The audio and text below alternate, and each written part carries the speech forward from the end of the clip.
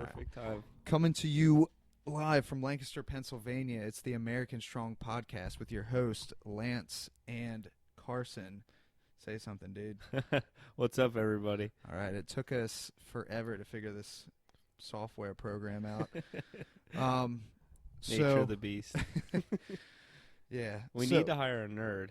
Yeah, so if there's anybody that actually is out there that knows how to do sound stuff really well and listens to our podcast and say, hey, like, that's actually pretty terrible, we would love to talk to you. So you can get in touch with us. Any input, you know? Yeah, you can get in touch with us any way you can. Via the internet. Internet would probably be your best option. Don't show up my house if I don't know you. Good way to get shot. All right, so the way that this podcast is going to go is that we'll probably go over some of the current events, some of the stuff that is affecting America and maybe the rest of the world. Really anything that's major to America. This is an AmericanStrong podcast. So that's AmericanStrong. what we actually care about. And then we're going to talk a little bit about weightlifting, fitness, mostly powerlifting. We've got some experience in that realm, and we will try to help inform and also maybe talk about some of the trends that are going on that may or may not be actually beneficial. And then we'll finish up with our last segments as being more of like what's going on in the tactical world and self-defense or fighting. It's kind of one of Carsen's big passions there. Yeah. Krav Maga specialist over here. It's been what the YouTube channel AmericanStrong has been based on for a while, so we're going to try to stick with our bread and butter a little bit there at the end. So hopefully we can tie everything all together. Yeah, nice. So let's start out, dude. Current events. Well, this country went through a big change this last week. Donald Trump is our president-elect right now. So, and that's kind of ridiculous in itself, but still better than having a criminal. Oh, totally agree. In the White House. Oh no, I understand. I mean, Trump definitely aligns himself more so with a lot of the values that I hold up. Not completely, but more so. Just how? Oh, man. I mean, how did he squeeze by? I guess there was more of a silent majority than anybody thought, the sleeping giant, if you will. Yeah, I think one of the things that kind of worries me, though, is that I don't necessarily trust that he'll stick to the actual stuff that he said. Yeah. And it's not that I want, like, the whole wall with Mexico thing I find kind of ridiculous. I mean, it would. They have a wall between them and Guatemala. That's true. Well, yeah, it's working for them. I mean, I guess, but the whole thing with having them actually pay for it, like, I don't see that happening. Yeah, they're shaking in their boots right now, I bet. Yeah. My main thing is, I hope that this humbles him. He has a clean slate with me right now, just like anybody who gets elected into office. They are my president, so he has a clean slate. But I'm gonna call him out on any of the shit that I don't agree with. You know. That's how we all need to look at it. And that's something, too, that I think people don't understand is that, you know, we don't necessarily work for the president. He is supposed to work for the American people. Correct. So it's kind of like if there's problems, you know, it's not like he can just be like, okay, this is happening, and then we just, like, let it happen. Like if, you know, it's something ridiculous. Yeah, I think that that triggers a lot of people that don't know that. Yeah. I think that the riots are pretty interesting right now. The people that are out protesting because Donald Trump won. It's like I just find it hilarious because it's like democracy worked. I know. Like people voted and your candidate didn't win, so then a small group of people that feels disenfranchised by that gets to overthrow the election and choose a new person. Like, Gavin McInnes was like, they're literally out there yelling at the sky. They're yelling at the sky. I love the hashtags too. Yeah, not my president. It's like, No. He No, is. he really is. Like, unless you go somewhere Obama else. was my president, and I didn't. Yeah. I didn't agree with him. Yeah, no, I mean, I couldn't just be like, well, especially because I was in the Army at the time, so it's not going to be like, well, he's actually not my commander-in-chief, so I don't have to listen to this. Like, not the case. Like, Yeah, it would be like you going into work on Monday and being like, "You're actually not my boss." I know I signed a contract and you pay me every week or every 2 weeks, but Not my boss. not my boss. Not going to do it. I know. I mean, I totally understand that people are angry. This election got really ugly, and I think that a lot of the things that the left said about Donald Trump, people took it to heart, and people honestly think that they have a racist, fascist, homophobic guy as their president, which I don't think is true about Donald Trump, but there are people that think that, and I think that's why it's so sad how far down. All right, go ahead. How far down really our political system got in this last election. I mean, everything got really ugly. It was pretty awesome to see Donald Trump tear into Hillary, though. I mean, if you don't like Hillary Clinton, but at the same time, it really caused a pretty wide division. Looking at it at a little bit of I would say a little bit of a more mature level. I mean, I know that offends a lot of Donald Trump supporters, but at the same time, the division in this country is really bad. But I really want to give it back to the main point that Donald Trump again has a clean slate for me. He is the president now, and I hope that he will do great things. And I'm going to call him out if he doesn't, but I'm going to support him if he does. I mean, I'll be 100% behind him if he's doing things that I think are good. Yeah. It's vigilance. It's what it's about. We need vigilance on everybody. And I hate when it's like, just because it's our guy, people like let him get away with stuff, I think that's something, too. It's like, once all the protests and stuff die down, are they going to actually, like, even follow it anymore? You know what I mean? They're just like, oh, he's not my president. I can just whatever. Right. It's, I don't know, something stupid like that. Right. Well, they have so many firearms that it just scares me with what they could actually do. How are you triggered right now? I'm a little triggered. I find the triggered thing hilarious. I do too. I just find it absolutely hysterical. And I go to a pretty liberal college, which I didn't know at the time, or else I probably wouldn't have gone there. But it's actually a great experience for me. There's unliberal colleges? Yeah, true. I guess it doesn't really matter. But it is amazing the amount of triggering that goes on. So it's just triggers everywhere. So, like, give an example. So, like, is it like just if you say the wrong thing, like somebody will jump down your throat, like they'll get all offended, or? I don't know. So the teachers went on strike like a couple of weeks ago. Which, to and me, why shouldn't you? You get the whole summer off and get to recycle your program every year. I couldn't even tell you what they were striking about. I still can't. People would ask me about it. I'd be like, to be honest with you, I didn't know. Some of the teachers didn't know, but they were still doing the strike. So I guess they just felt like because their fellow teachers were being triggered and I think they felt they'd need to go on strike. I think a lot of it's the unions, isn't it? Yeah, it had something to do with the union, and I'm sure, at some level it made sense. But at the same time, it most likely didn't. And but the students, mind you, they went and protested with the teachers, which sounds like really heartwarming and stuff, I'm sure, to most people. But I was like, you should be like telling them not to strike because they're basically screwing you over right now. And they're you're paying for that time. You're paying for it, yeah. It's like. Yeah, so I didn't, and that wasn't the first time. We've had the whole, we've had protests for other stuff, and I couldn't tell. I don't really pay attention, but there's just people are just upset about something. I'm just like, you're in college, like you don't actually know anything, like unless you're. I mean, most of these kids, like I look like a freaking middle-aged, like crazy person in there. I walk in there, yeah.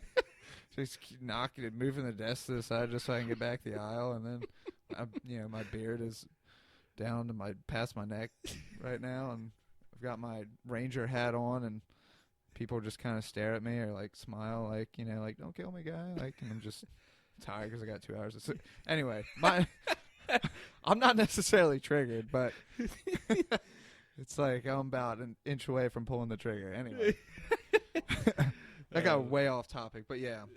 Well, I heard that in other world events that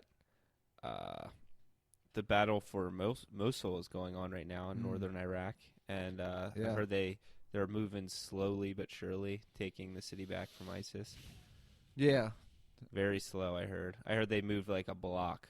Like in the last week was a slow week. I heard. Yeah, I think one of the things that people need to understand about that too is that we should have never let them have Mosul in the first place, because a certain president, won't name any names, decided to withdraw a bunch of our troops, which was preemptive, because obviously then, you know, this isn't like the first time either in the past couple of years that Mosul's been like overtaken. So right. So I don't really, you know, it's disappointing because I had guys in my squad and that I knew that went over and fought. They were, you know, deployed to Mosul and like, you know, wreck shop, and then it's like you come back and they're still fighting, and like 2 years later, when I was still in, and they have to like watch something they fought for just get taken because of poor leadership. So, so you have that, and then now it's again, and I think most of those guys are out, but I'm sure some of them are still in, so it's probably pretty frustrating. The one thing that I will say is that that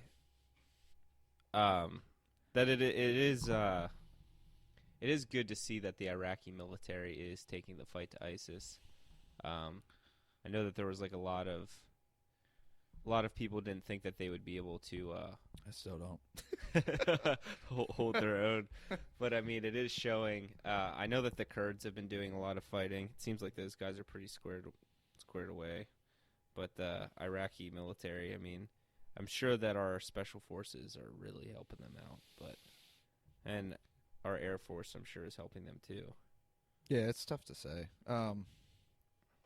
Well, definitely our air support is. Right. Yeah. Because apparently they couldn't fly all like the $1 million worth of planes that we left over there. They can't do anything with the stuff we left over there. It's embarrassing. I won't go into too much detail because I actually have respect for my security clearance, even though I think it expired. It's like a driver's license. Yeah, I mean, I can't remember what they told me, but I'm not above the law, so I can't just say whatever I want. But well, if you just they obviously Hillary Clinton can leak like 33,000 emails and not go to prison. Yeah, well, I don't have the kind of money that I'm sure that she or buddies or whatever that she had. But anyway, there's like no way that they can, like, we would literally, I don't know if we'd have to build whole new planes or whole new vehicles, but we would need their language everywhere, like on the vehicle, which, you know, could kind of be done, but they don't like have words for some of the stuff. So it's just like, I don't know if they just use like some random symbols or like pictures of like animals, like but they don't even have that many animals over there, so I don't know what they do. So it's unlikely that they'll ever really use them, but unless they learned English, which they don't take any English courses. So didn't Saddam Hussein have like tanks and shit like that though? That's a good point. Yeah, he did. So I mean, like some guys there had to. Well, actually, yeah. You know what? I don't actually know if he did. I assume that he did. Did we kill all? They could have been guys? Russian though, or something. Yeah. Because like the Mujahideen, weren't they part of the actual Iraqi army, or were they two different? Not 100% sure. I think the Mujahideen was actually like an extreme religious sect, and the Iraqi army was different. But like we went and like wrecked house on the Iraqi army, and then the Mujahideen were the ones that were like taking the fight back to us again. Yeah, I'm not really sure how it's broken down, but two of those don't. One of those two doesn't exist anymore. I don't think. Yeah. But I digress. There's a fight history going on there now. So I mean, thoughts and prayers are with the SF guys that are They're helping the Iraqis out fighting ISIS. And the special operations guys that Are officially killing ISIS. officially aren't there. Yeah. So that'll kind of it's not really any good segue into our next topic, but Lance and I are going to talk lifting for a little bit here then. Yeah. That pretty much sums up the current events for this week. So we're going to get, sums up the current events. So we're going to start talking. I thought I would begin, since it's our first episode, kind of just some advice to beginners. Now you're probably thinking, what does this guy know? He is just a random guy, probably doesn't know that much. I really, and you know what? I'm not some like crazy expert like a lot of the guys that have podcasts or your powerlifters that have been lifting for 25, 30 years, like Matt Wenning, or like Mark Belly and those guys. So, granted, I don't have the kind of experience they do, but I have made a lot of mistakes. So, in a way that qualifies me a little bit, because I've made those mistakes, so I can help you avoid them. As a beginner is what you're saying. As a beginner, and then even like intermediate. So I have been lifting for a long time. And I just to preface this, you're talking about beginning to lifting or beginning to powerlifting or both? I think, well, it kind of applies to both a little bit, but I think I'll try to skew it more towards just powerlifting. Right. Because there are certain nuances to like other. So if it was Olympic weightlifting, there'd be. I think some of it goes across the board. But most of it, too. most of it goes across the board. So you are right about that. So I think the biggest thing, this was on my mind, this is kind of why I wanted to start with the beginning, with like a beginner lifters, is that I think there's kind of this weird culture that kind of developed in fitness and in powerlifting where it's like you have to be completely mobile and do all this crazy stuff like all the time, and that's how you'll like make this like all this progress. Like you're gonna squat 800 pounds in knee sleeves if you do all this mobility and this foam rolling, and that's really not the case. And I don't really understand how it got like that. I don't know if people enjoy doing that stuff, but a lot of these guys that squat big weights, when they started when they were younger, or even if they didn't start with young, but when they started in general, they just crushed it. Like, you have to break yourself down. In the beginning, volume doesn't necessarily matter a whole lot. What matters is that you're pushing yourself. And a lot of people are like, oh, I'm going to foam roll, and then I'm going to do this thing for my shoulder to protect my shoulders, even though you only bench like 200 pounds. So, and you weigh 200 pounds. So it's kind of like, you don't need to be doing that stuff, or you don't need to spend as much time doing it, I guess is what I'm trying to say. I think mobility does play a little bit of a key when you first start working into lifting. So so that's a good point. If you can't get in the positions, if you can't get the technique down, which I hadn't gone to yet, and you need to do that stuff, sure, get it done. But what's more important is that you're actually breaking muscle down, challenging your central nervous system, getting in a lot of volume, building up a lot of areas of your body. So if you just start off and you find that you relatively can't lift that much weight, like, you just have to assume you're pretty much your whole body's weak. So you need to work it, the whole thing. And then, if mobility is a weakness, if you can't get into the positions, then yeah, you should spend some time doing mobility stuff. And so if there's somebody that maybe they were a high school football player, somebody who is athletic that wants to get into powerlifting, what would you say? What would your advice be to them? It's their first month starting out. They just stepped into the gym. What would you tell them? They already got a little bit of a base in fitness. So what I would hammer with those guys, well, despite the way that I train people in general, but what I would do for them, you are a certified trainer. Yes, also. yeah, I didn't mention that, but I am, yeah, for quite some time. And what was I going to say? Yeah, so what I would hammer with them is technique, because their coaches probably didn't teach them very good technique. And they're probably dive bombing a lot of squats. They probably did a bunch of, less than optimal power cleans. Deadlift is probably all back. Just stupid stuff. And they'll probably, some guys, it might take them all to get past that, unless they're like, oh, like, yeah, I do want to do that. Like, that makes sense. Like, and are willing to go with it. I find that sometimes when it comes to ex-athletes, and I mean, it could just be the age too, is that they don't want to kind of submit to what you're telling them, and even if it's I think that right or wrong. you bring up a good point there, and I was the same way, by the way. yeah, it seems like a lot of high school age male athletes, they almost get attached to their coach as some sort of like a god figure, and so what he says goes, and they kind of take that mindset with them outside. Then Really good point. So if the coach taught them how to squat this way, it's because that guy's a genius, and you don't question God. I was his favorite running back on the team. And I think He touched me. Jerry Sandusky jokes aside. Oh wow, that's bad. That's not even. That's actually pretty messed up. I shouldn't have said that. So anyway, we digress. But it seems like a lot of high school coaches, and I've noticed this a lot with my cousin. He is a sprinter, and I've had people such as yourself and others work some programming for him, and his coach will come in and look at the paperwork when he goes in, and tell him that that's not what he should be doing. Like, I'll write your programming. Yeah, and a lot of those guys don't know what they're talking about. Yeah, either. Yeah, that's what I'm getting at. It's almost like they get offended when anybody tries to speak in on it. Like, this is my team, and I'll run it.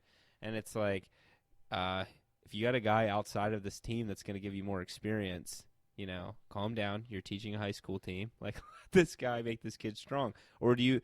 And the thing for me that bothers me is, like, my cousin's been hurt a couple of times, and that coach still keeps him running.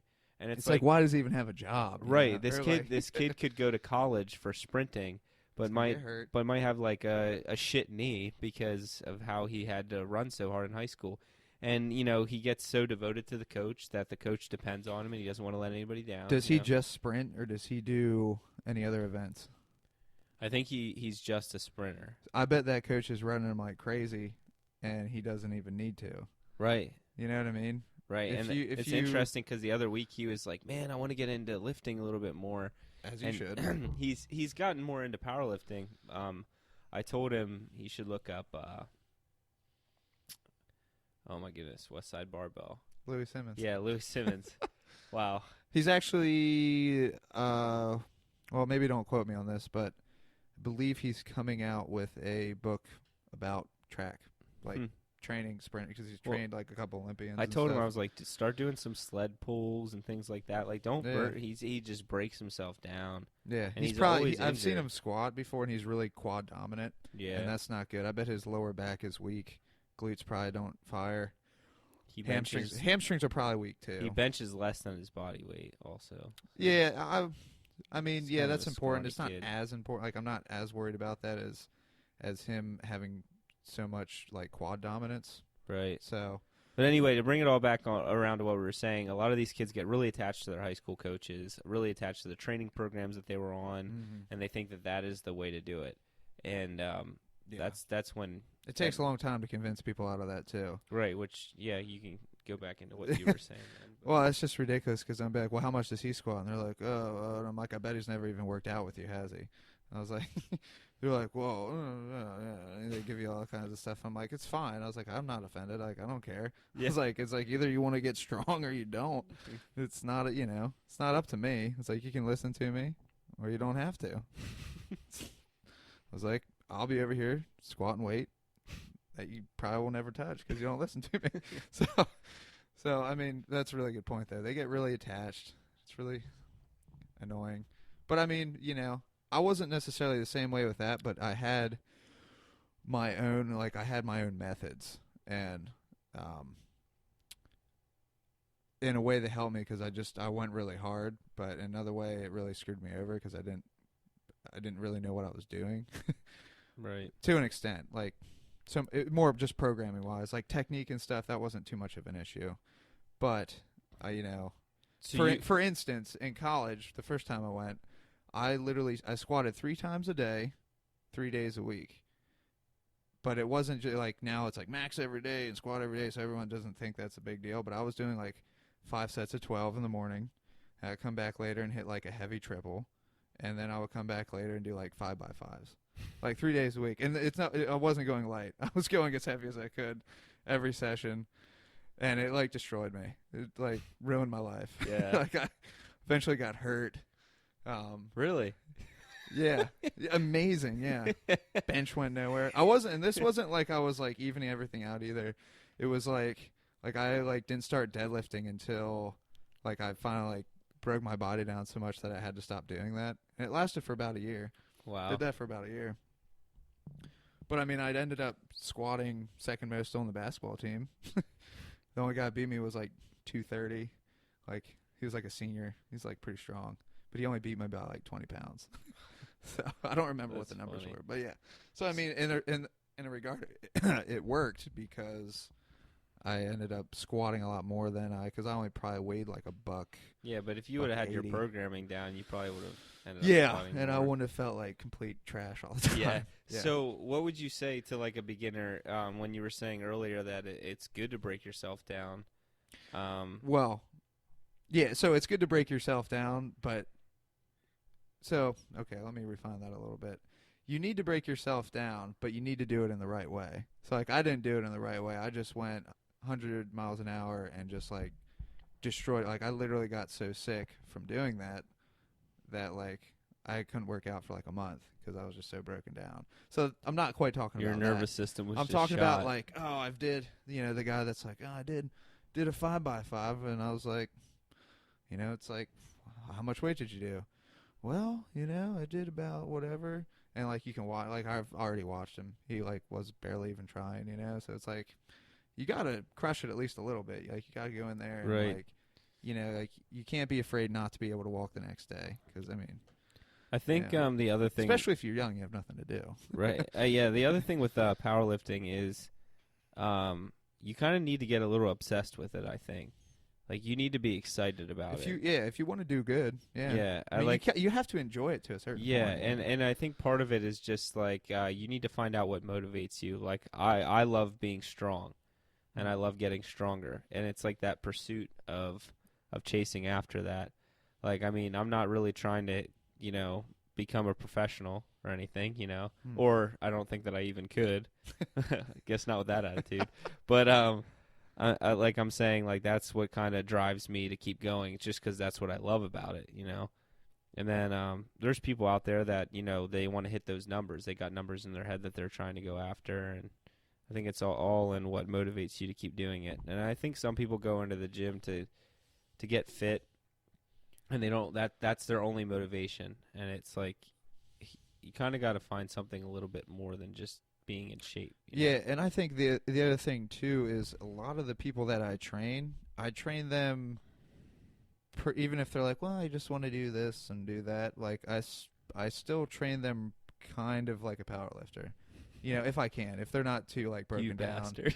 Yeah, like if I'm not like too, if they're not like too broken down, if they have like a bunch of injuries, then I've got to go like do like whatever fancy stuff that's super boring, but Yeah. but it it helps the people. I mean, if I can work stuff in, I will. But generally, I teach everybody squat, bench, and deadlift, and I find that as they, since I taught them properly from the beginning or changed something, and they make progress, they get excited about that, and the results just kind of come after that. So it's kind of, and then if they want to pursue other things, at least I've given them some kind of base. Right. And that's kind of my philosophy on it.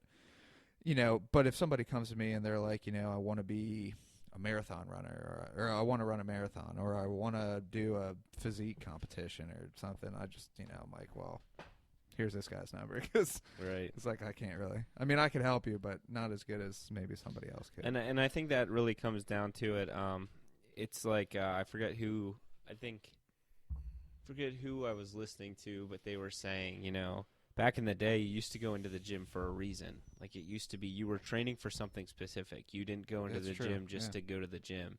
And that's kind of our culture now is people love going to the gym, like they like talking about going to the gym. It's like a social thing. Yeah. And I mean, even if it's not a social thing, it's a social media thing. And so people Yeah, like pretty to funny. people like to go to the gym just because it's like that's the thing to do.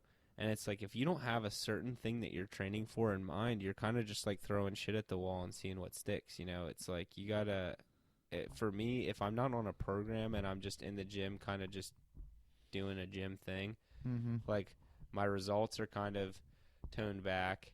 And I also feel like it's like a mental thing. It's kind of like Arnold Schwarzenegger used to said, like, tell your muscles to grow, like, Mm-hmm. and I feel like if you're in the gym and you know that you're kind of in there and you're not on a specific program, your body isn't even really working the way that it should to. Yeah, and if you just started, like, you'll make a little bit of progress in the beginning because it's like you went from sitting on a couch, not doing anything, to at least doing some kind of activity. But that like fades off real quick, and then that's when people That's when they that's drop when off. people should go and pay money for a personal trainer. Ideally, hopefully, it's somebody good. They should do their research because there's a lot of terrible personal trainers out there. But they should do their research, and that's when they should find somebody to help them at least move past that, and then maybe if they're even with a trainer for like a few sessions, and then they work out by themselves then for like a month or so, and they plateau, then you just have to constantly find stuff new because your body will figure it out Yeah. unless you do your own research, which a And lot of people for some reason don't like to do. So I don't one know. thing that I thought was really interesting that my cousin taught me is one time he was just like, I was like, hey, write me a program, write me a program, write me a program, and because it's really easy to pass that buck off to somebody else, And, Oh yeah. and so he was just like, look, here's 5 different programs, read them all, and choose one. And he's like, and if you don't like any of them, he's like, write your own program and then send it to me. And he's like, you need to learn how to do this so you can do this for yourself sometime because you don't always have access. I mean, think about if you would move to a different state or, that's a really weird example. Or even people like you, joining the military is a perfect example. You get stationed somewhere and you're not around your old gym friends anymore. Or, I mean, I guess you can stay connected with social media and stuff, but it's just a good thing to know how to do is to pick a goal and learn how to program towards that, Well, the other thing too with like programming, I don't think a lot of people understand that when they, like online programming has gotten really huge. It's like a lot of these.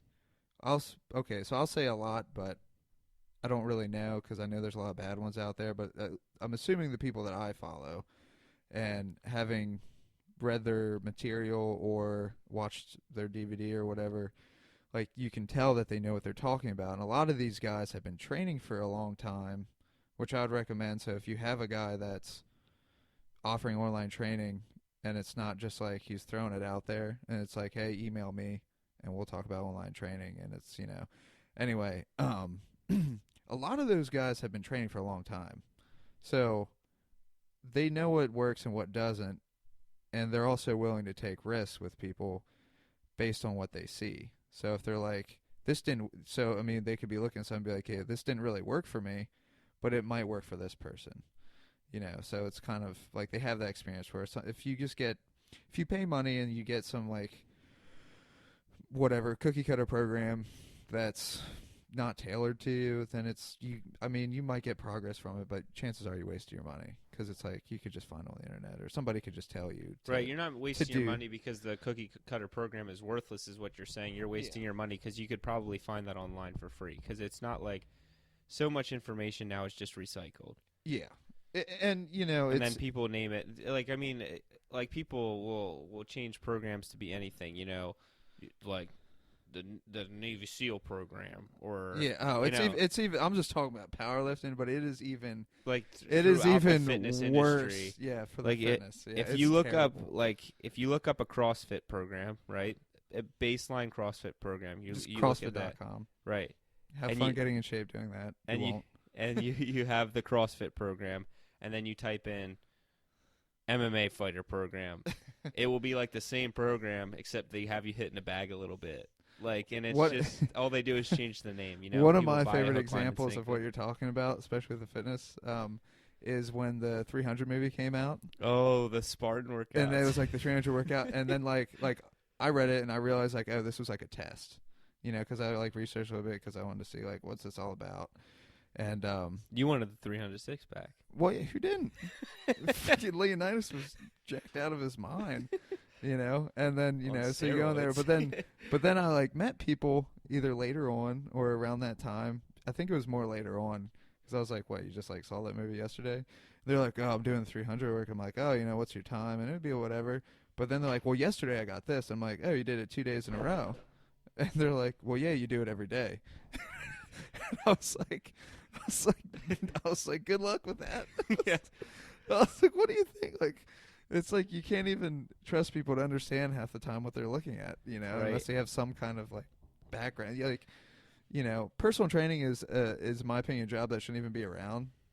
However, because it is around, it's like you should at least try to find people that know what they're talking about, and that's mostly from what I've seen experience-wise is powerlifters, like the experienced ones, because they get strong. Like if your goal is something else, then whatever. Right, you're saying for just generally getting I'm strong. saying for like generally getting stronger, and even for a lot of fitness stuff. So like even if I was a CrossFitter, and like I would talk to other CrossFitters, but like based on my weakness, so like if I sucked at strength stuff in CrossFit, I would go talk to guys who are strong. Well, like a lot Yeah. of strongmen guys also, they're doing powerlifting.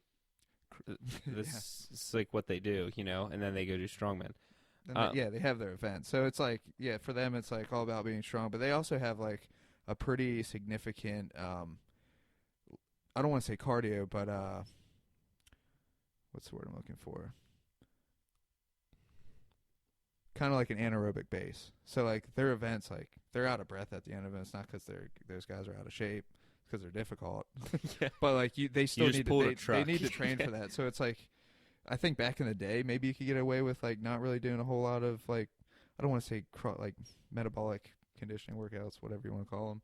But I think nowadays you almost have to if you want to be competitive. But then you still got to deadlift 1,000 pounds. So strongman's like a whole nother animal. Right. I don't really comment whole. I've never done strongman, so it's kind of just on what I see. But it's impressive.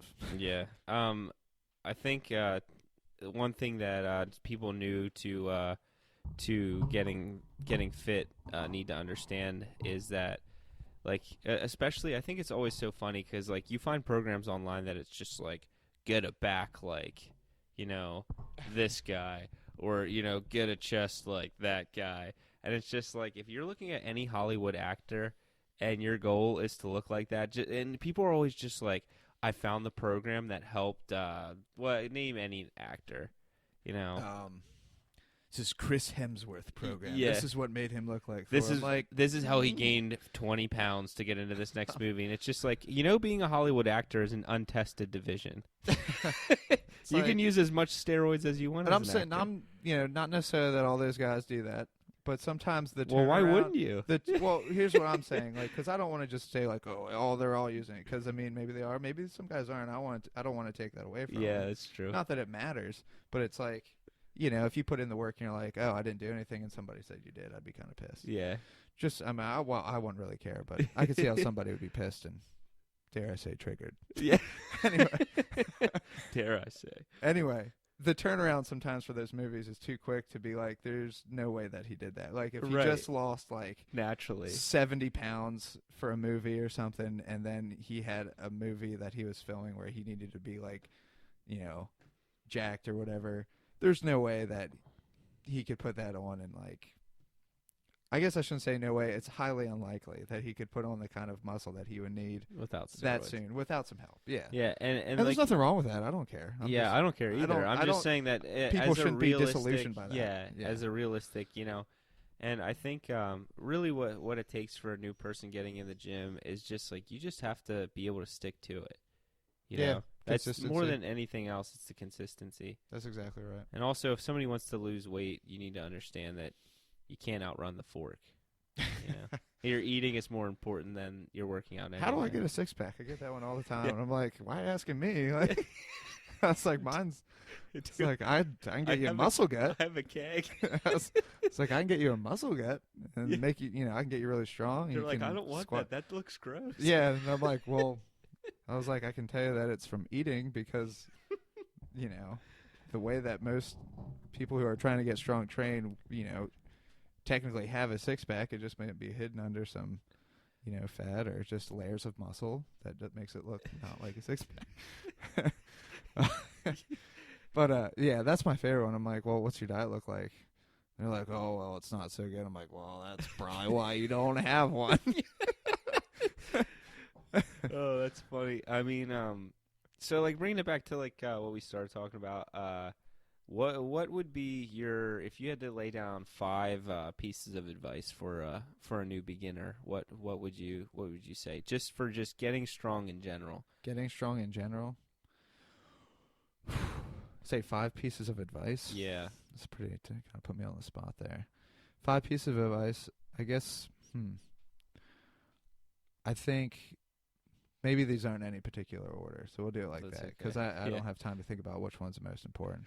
I would say find a coach or someone knowledgeable that you can talk to. And not just like your bro knowledgeable. Yeah, like, yeah, Find no. like somebody who like is an athlete. If you have to go online and you have to find some emails and email people, or there's like certain, I guess like sound like Comey now. Just find an email.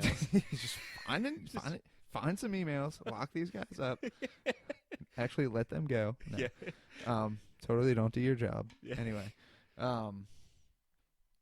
but get in contact with them. A lot of these guys now are on Instagram. A lot of the powerlifters that are still good, but they like had their heyday kind of already, or they're doing something different now, something like that. So they're not lifting. Maybe they got hurt. I don't know. But you can go on Instagram. You can find their contact information. You can ask questions. They usually have like Q&As, stuff like that. You can go to like Elite FTS and do you can ask questions on there. I see ridiculous questions, and those guys usually give some good answers. Unless you have a stupid question, then they give you they give you funny answers. It's pretty funny. I mean, there's plenty of outlets, so you can find somebody, or you can find there's plenty of books. You can read the old. If you listen to Louis Simmons, you can read the old. The main Russian thing books. is make sure that you're getting good information. Research it. Yeah, research it like you would anything else. A lot of people won't spend any time on that, which blows my mind. So that was okay. So that's 1. 2, I would say find a gym that has the equipment that you need. So in the beginning, that might not be much, but don't use a Smith machine for the love of God for squats. It's stupid unless you have a legitimate reason. Like I don't know. You suck. You have some kind of like weird deformation, and you like. I don't know. You can't. You need to be in a really bad Then position there's while other you're things you fine. have to worry Yeah. about. Anyway, like find some place that has a good power rack that has other good lifters. If you have good training partners, that's going to help you out. So that would be number 2. Number 3, consistency. I think we already mentioned that one because you have to be consistent. Number 4, like don't be afraid to go hard. Like I say go hard, but like challenge yourself. Like break muscle down. Don't be afraid to miss a lift. I hate when I see people online like, I missed a lift and I don't know what went wrong and look at my form. And it's like, who cares, dude? It's just a lift. Figure out why you missed it, if you do have to ask people, but, don't be this like pathetic, like, I just don't know what's wrong. And it's like you could feel what failed in the lift, at least, have an idea like, oh, like, or if you have a video, you can be like, wow, my back just completely gave out on that one. Then I probably have to get my back stronger. I don't know. It's I make it sound too easy, but that's you can do that for anything too. Like if you're a runner, you can be like, wow, look at my form running. I suck. Like fix it. Right. Go find somebody to help you fix kind it. of feel what's going wrong too Yeah. as you get If your right knee always hurts and you've been running for a long time, maybe you need to figure out what's going on at your hip, or something, or your form in general. Or if you're running, like, always going around right turns in your routes or something. I don't know. So that was 4. Number 5. Eat. Or find out how you, get your goal, find out how you should eat for that goal. Yeah, next week Same we're gonna concept dive as into training. dieting next week. I'm so- not some, nutrition expert, so I don't Right. get, too crazy about it. But You if you baseline want a for new- six-pack, you have to eat for a six-pack. right? You can't, eat for something else and expect to have it. I mean, some people can, but it's unlikely. right. So I mean, that would be 5. Especially strong people. Yeah. But that's really good information. I would also add that just just be able to in the martial arts, in the arts, they call it bullshido, the bullshit martial arts, like the stuff Right. that's not real, and like you just gotta sort. So the stuff that I do, stuff that I do to people. Yeah, you gotta sort. You gotta be able to sort through that when you start lifting. Squattery. The squatting son. But Fight with your ass. that was racist. I'm triggered. So I think you need to be able to see through the facade of shitty. Like you'll meet people at the gym that are just shitheads, and you can't listen to them. Yeah, or just talk to them, see what they say, and then take it to somebody who you think actually knows what they're talking about. And then see if they're actually smart. I've gotten a lot of ridiculous stuff from people doing that, and I'm just like, yeah, I wouldn't listen to them. Like, they don't know what they're doing. Yeah, that seems bad for you. There's usually the people that don't listen to anybody else either. The people that give the information, the weird information, yeah. And it's like, well, my dad told me that. And I'm like, well, your dad's probably wrong. Hey, man, that's my dad. I don't care. He probably doesn't lift that much weight. Why are you telling these kids this stuff? All right. Well, this is going to take us into our next segment, which we're going to be calling Fit to Fight, kind of getting back into the bread and butter of what this the YouTube channel and this new podcast was kind of started on.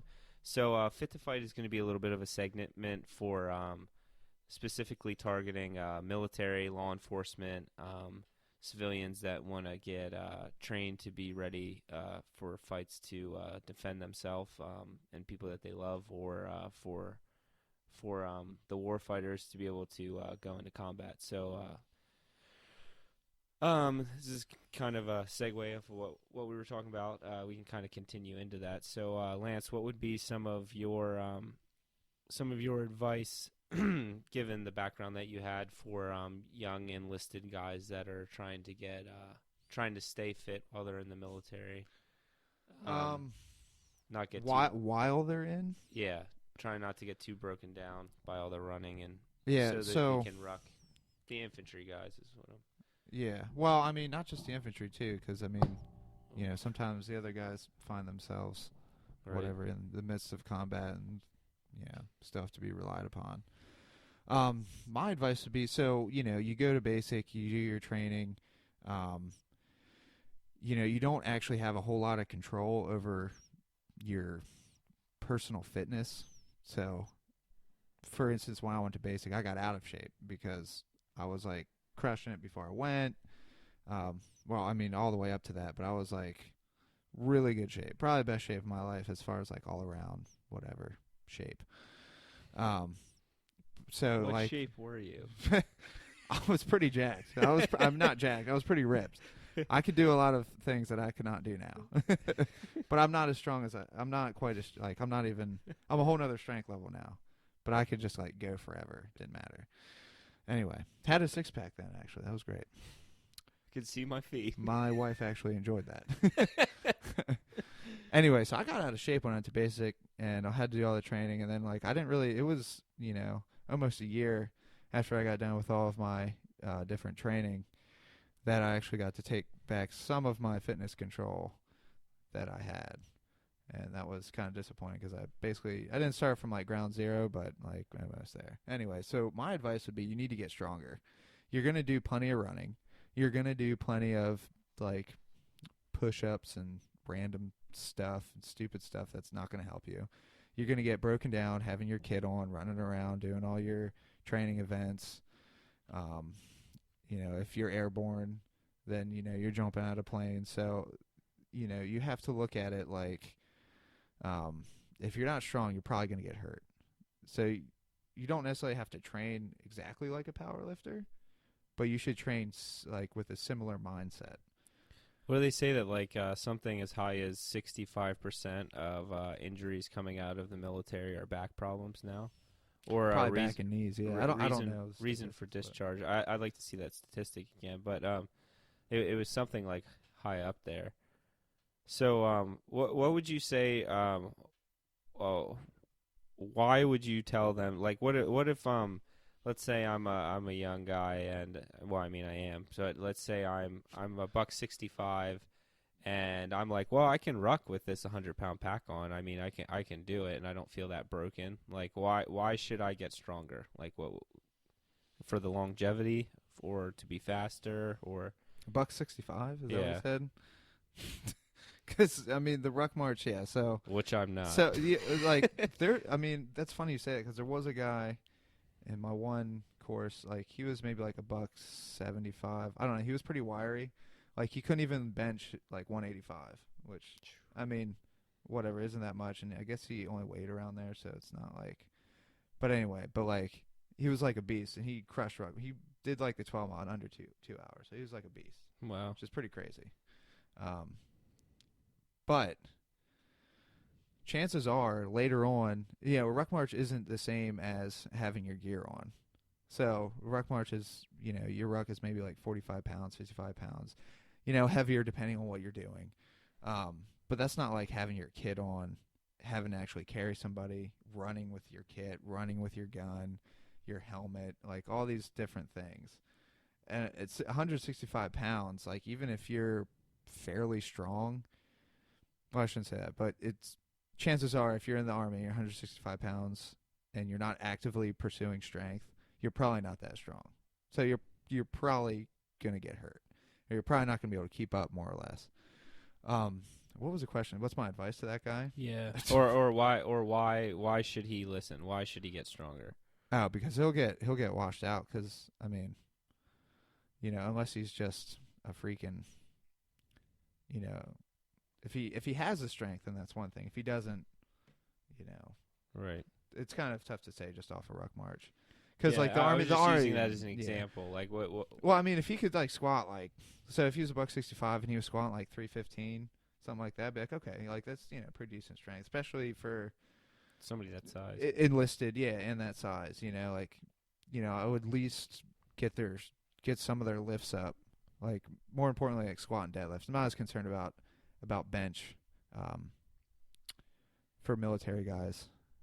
Like if he was that small, I'd be more worried about squat and his deadlift, and the bench would kind of just come from that. We'd still do upper body stuff, but I wouldn't necessarily be as concerned.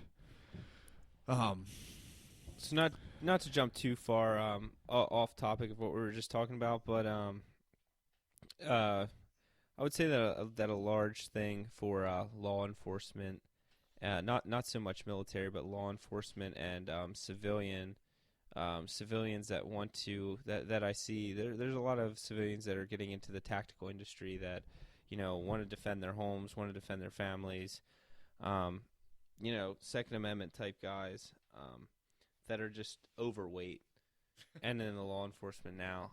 So let's talk about obesity in context of physical altercations with other individuals. I mean, they're maybe not obesity is the right word. Maybe just overweight. overweight. I mean, obesity like is grossly even another overweight. step, but yeah, Yeah. grossly overweight. I mean, I don't know. I have a background in martial arts, MMA, kickboxing, boxing, and Krav Maga, Brazilian Jiu-Jitsu, and what it really comes down to is I don't think these people like really understand how much energy it takes to fight somebody. Oh yeah. I mean, Like especially as a cop that's obese, like that's dangerous. it is dangerous. I agree with you 100%. Yeah. I think there's like some disillusionment too, like with those guys. Maybe not. So I mean, it depends a little bit. So if you have like a seasoned veteran, he's like 60 and he gotten a little fat, like he's probably gonna be able to hold his own, like Right. something like that. You'd hope. What's that? You'd hope, but You- if you he would comes hope, across the guy that's like me, Depending on the guy, you're Right. exactly right. Yeah, that's a good point. I shouldn't say that, but yeah. I mean, they don't really understand, and it's like they're usually, if you're heavier like that, especially if you're obese, you're probably slow. You know what I mean? Yeah. Just in general, just Right. like if you're looking at somebody, like you can look at a small, wiry kind of like. Not shredded, but like a lot of the UFC fighters in the lower weight classes. right? Like you can look at those dudes and be like, maybe I'm stronger than them, but they're probably a lot faster. Oh, Take the training out of it. they're so quick. Yeah, take take even the training away from it. Chances are they're faster Oh, than yeah. an average person.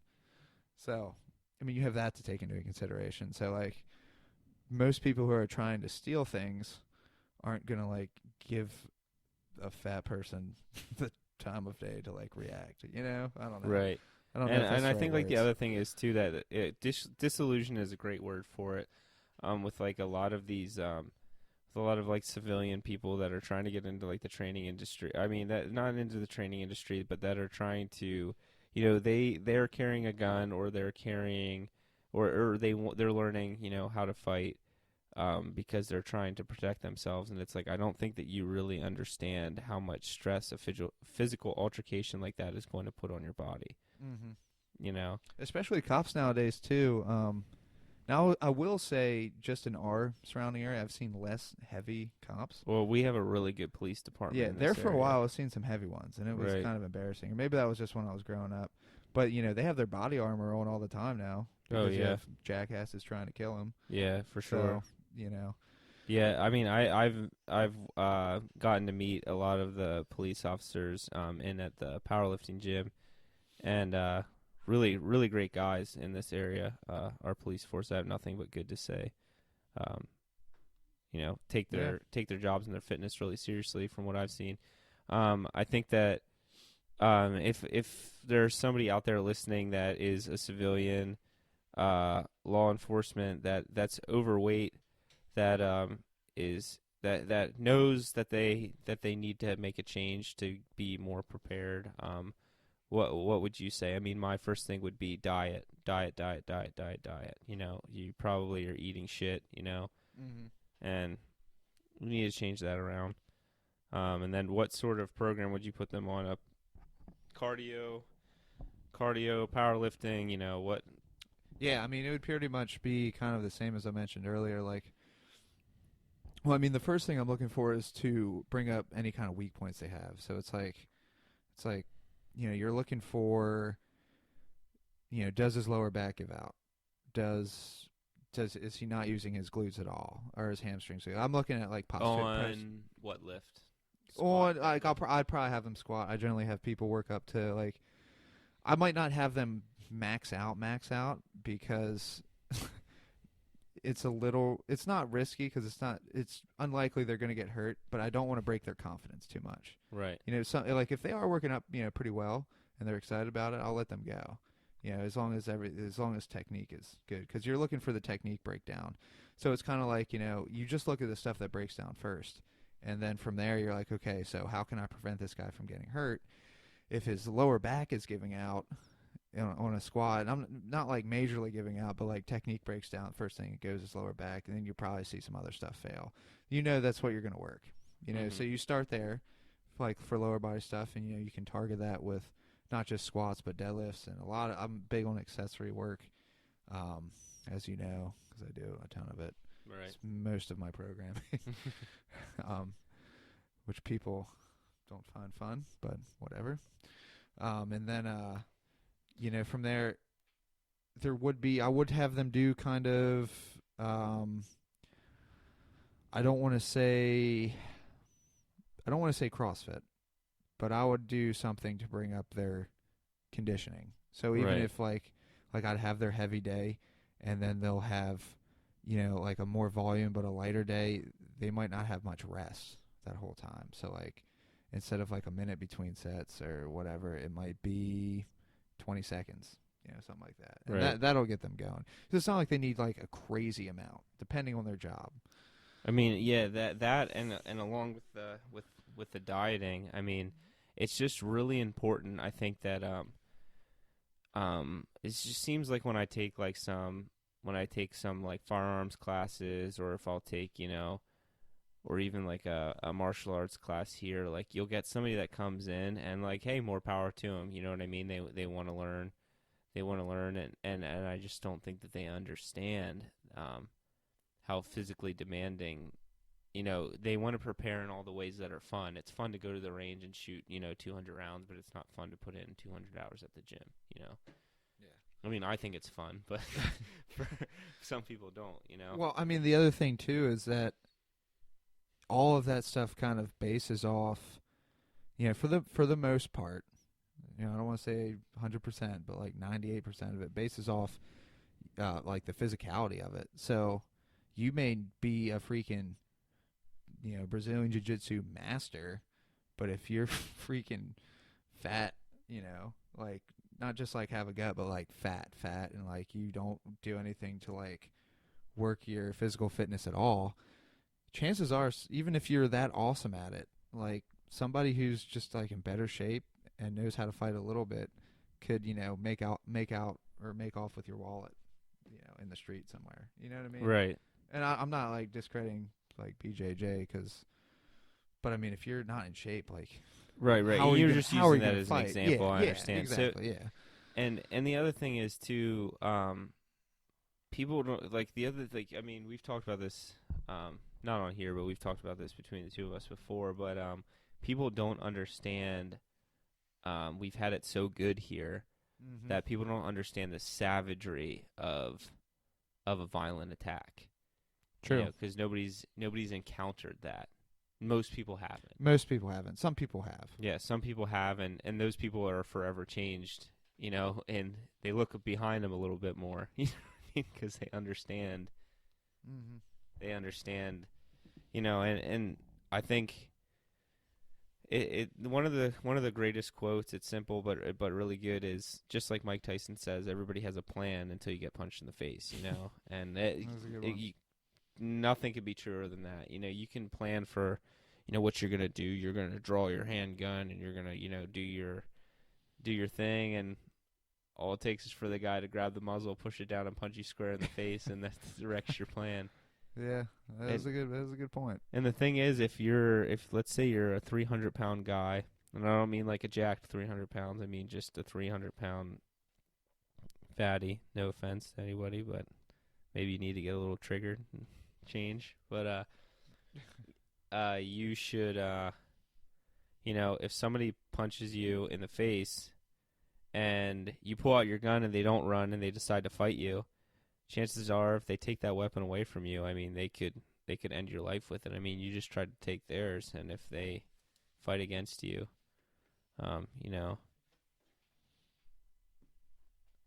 yeah, it's just people need to understand. People need to understand that the severity and the violence of being in a physical altercation like that. I mean, that's why fitness is such a big thing. I think that's the other thing too. It's like if you're in something like that, let's say you get, beat up, then you have like, hey, you can think to yourself, well, I mean, there's, I guess, depending on the kind of person you are, I would think most people in general, you think like if you get beat up, you're like, hey, I don't want that to happen again. What can I do to stop that?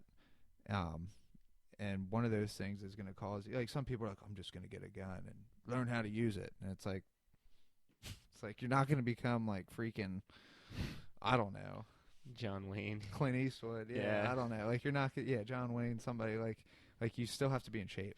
Well, you can just prevent it by being in shape. The other thing is too, that I think is really interesting is that that's like people like sometimes a bad thing happens to somebody and then they start to prepare, because of that one time.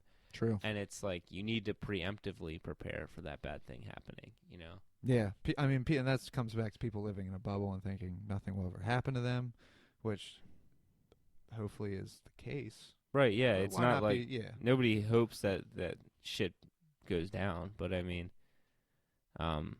and you still have to be you still have to think about it. And the people that do hope that it's like, man, I got this gun and I can't wait to use it. I think that they're even more disillusioned than the person that thinks that, they think that's going to be a good day. Then they have no idea, So that kind of takes us into our next topic here. We're going to talk about some new weapons. New weapon that I'm really interested in. I can't wait to get my hands on and shoot. We're going to have a little bit of talk on caliber, and then we're going to finish it up with some talk on defensive situations. So last little bit of the podcast here. So, new weapon that came out is the M&P Shield. They now are making that in 45, and I'm excited. So, why is that exciting? It's just a compact 45, single stacked. It's eight rounds, I think, 9 rounds. How compact is it? Like how small? It's like your hand, just about. Oh, really? Yeah, That's pretty cool. in 45. I guess I could just look it up on here. which I think is exciting. Yeah, it's just something new that I saw that I was interested in. You know, I carry. So it's not an actual shield. It is not an actual shield. No. Just to clarify. I carry a 9mm Glock 19, and in the summertime it's just like a little big to carry, and I was thinking about getting something a little bit more compact than the 19. I mean, people can say whatever they want, but if you're wearing shorts and a t-shirt, it's hard to carry even a Glock 19. I think the other thing too, it's like, I just know personally, like you don't want anything too big. You know what I mean? Right. Like just for carry. Like you don't need this like huge. Like some people, whatever, really like to do that. It makes no sense to me, but Yeah, that's a picture of it. That was a 9mm. oh, nice, yeah. Yeah, and that's cool. that in 45, which is it'd be pretty beastly. Yeah, I mean, if you're sacrificing the rounds, I mean, the thing is, they make 9mm that shoots so hot now, and they have massive like expanding capability in the ammunition that they say that it's kind of like negated the old caliber debate. But I mean, there's something about slinging a 220 grain bullet. I mean, all that really matters is if you have it, if you can handle it. Yeah. I love that people are like, "Oh, I'm gonna get this crazy thing," and then like you see them shoot it, and it's just terrible. What are you doing? You didn't even hit the target. Like it's just like, I think that just shot you. I don't know. Who's shooting this? Are you shooting? It's like those videos you see of like. This isn't not trying to be sexist and trigger anybody, but there's like compilation videos of like women shooting like shotguns. I guess it's not even just women. Sometimes it's guys, you know, and they're like getting like their shoulders kicked out, yeah, like, falling over and stuff. Like, oh man, it's pretty bad. The worst the ones that I hate are the scope eye ones. Oh yeah, painful. Yeah, I feel like that would just suck. That's never happened to me. I don't really understand how it happens. I think people just don't focus, you know. Like, are they just like it's like doing. too light in their shoulder, like they're not pressing up against like the stock enough. It's a common problem. Yeah. So that's the new weapon that I'm pretty interested about. I'm excited to try to go to the range and shoot it. I don't know if I'll buy it. How much is it? I don't know. I would guess it'd be around $500. Okay. That would be my guess. I mean, but still, I love my 19. Complain about the concealability, but I can still carry it in the summer. But looking at other options is also different. So we're gonna finish out with the defensive situations. So the one that we're gonna go over today is the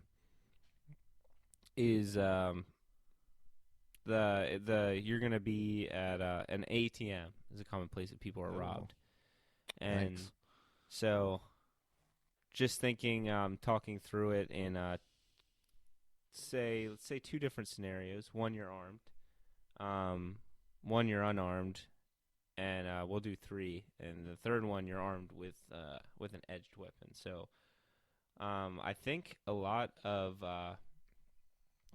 times situations can be avoided just by you having situational awareness. You know, we're so polite in our society now that if some creepy guy walks up behind you while you're at the ATM and you turn around and look them in the eye, they're going to be like, oh, this guy's paying attention, you know? Yeah, true. I think the other thing, too, is like, and this is just part of, you know, probably, I mean, I kind of had it before the military, but even like afterward, it was kind of even like more intense for me because I'm just always looking at everything. It's like, you know, my wife hates it because she thinks I'm like really anxious or tense or whatever you want to call it. But I'm really just scanning everything because it's just like you can't not know what's around you. Right. I don't like not knowing what's going on. So, I mean, that's something too. And it's like, even if you don't have like some inherent skill or nobody's taught you how to do it, just like look around. Like situational awareness, you'll get out of 99% like situation. know who's around you. Maybe 96. You know, take note of what the people are wearing. You know, just If you're walking up nothing, like, towards the crazy. if you're walking up towards the ATM and there's a guy standing off to the side with his hands in his pockets just watching the ATM, I mean, there's your sign. Maybe you should go get money somewhere else, you know. But let's say you do get up to the ATM and you know you're down focused, you're unarmed, and this guy keeps getting closer and closer to you. You know, the first thing that I would do is turn around and look at that person to identify what's going on. I would probably say something to him as well. Yeah, for sure. Just be like, "Can I help you?" Like, it's not like you need to be like, get down," you know. But it might save your life. But maybe that's what you need to do. Then it's the eye rake, the eye rake nut punch. So what you really need to do is let that person know that you're paying attention to what they're doing. So that would be the first thing that I would recommend. This, real quick, I don't want to cut you off, but this also goes back to if you're fit or big or strong and physically imposing, people are less likely to try to do that to you. Especially if you stand up straight and carry yourself in a sort of way that looks like you know what's going on. Yeah. I mean, I don't know. Criminals people generally, especially criminals, are like opportunistic. Yeah, so they go after easy targets. Yeah, you know? They're not going to go after you if you look like you can freaking beat them up. Like, even if you can't. Yeah. As long as you look like. Anyway, you can go. So the next thing that I would do then is I wouldn't let them get to the point of where they're drawing a weapon on you, asking for money. I would turn around and be facing them, and then if they want to draw a weapon, you gotta do what you gotta do from there. Now, the second situation, and I can't really get into too much of defensive tactics because it's going to be like just a shit show trying to explain what to do to somebody, you know. No, please tell us. Yeah, please go into detail. So, but the second thing is if you're armed with some sort of, I mean, we'll put the gun and the edge weapon together. I mean, that's why I don't like carrying in the small of the back, because if you're at an ATM or something like that and you're facing away, how are you going to draw your handgun as somebody's walking up towards you? That's a good point. You know, that's why I like appendix carry. You know, it's all down in front of you. You can have that weapon drawn and turn around to be facing an attacker that way. But the main thing that this situation would come down to would be just situational awareness, I'd say, you know, and making sure that you aren't facing the ATM when you start to get attacked, you know. Yeah. You have anything else to add to that? No, I mean, the biggest thing is just to know, like, just know what's around you. Like, it's easy. It's even kind of easy for us just to say that, but, like, you know, when you, like, if you live in a city or you're visiting or you spend time in a city for whatever, or a town for whatever reason, like, just practice it. Even if, like, you know everybody around you, like, just practice taking note of what people are wearing, what they look like, you know, smells, stuff like that. Just random, if there's, you know, let's say there's more trash on the ground, like, have an idea for your surroundings. And if it's someplace completely new, then you're going to have to be, like, really kind of taking in everything. It's a little more difficult then. Yeah, it's interesting because, like, when I do go to new places, I think that's what stresses me. It's like out overload. a little bit. Yeah. Oh, it's bad. Yeah. Yeah, like that's why I don't like going to like big events. Like, it's just because there's so many things to process, and I feel like I'm constantly.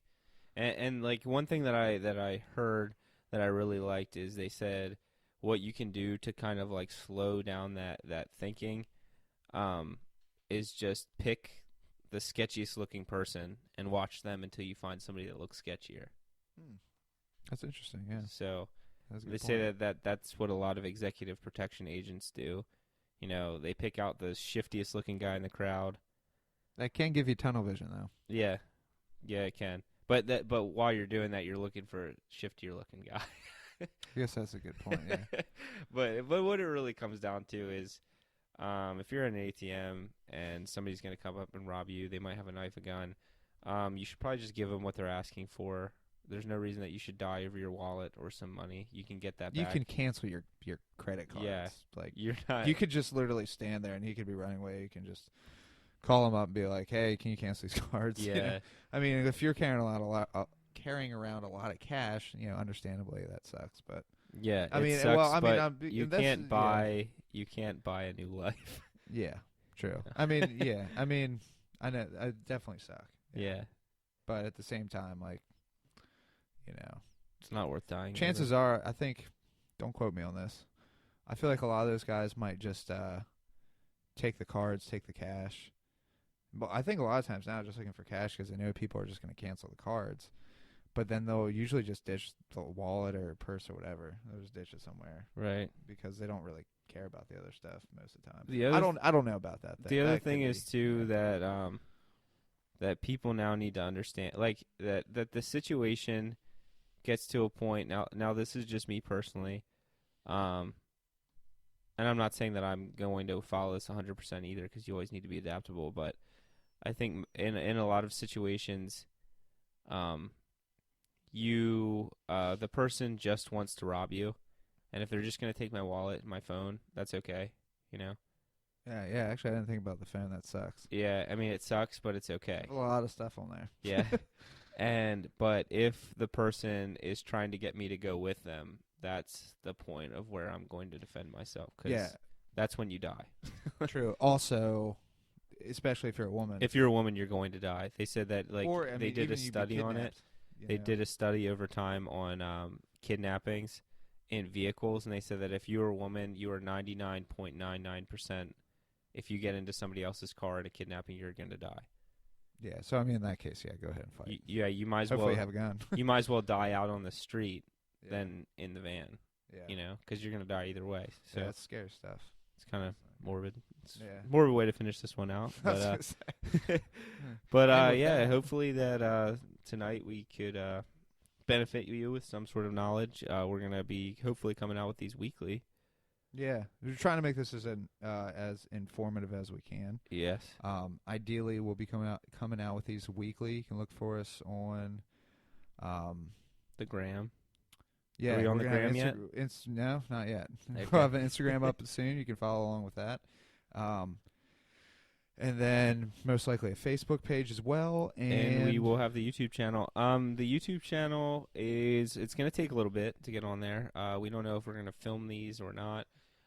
If we do, then that's how we'll end up on YouTube, and that's where most of the following base is, so we're going to try to get on there. We're going to also see if we can get on iTunes. So this is before we've even checked out these possibilities. All right. So ideally this is going to be on iTunes, so you can always look for it on iTunes. Give us a 5-star review. Let us know if we're doing a good job, if there's something else that you would like to see on the show or that you'd want us to talk about. I guess that would be more of an Instagram thing. And we will just take inbox that in us. consideration. Yeah. That is all. All right. Well, remarks?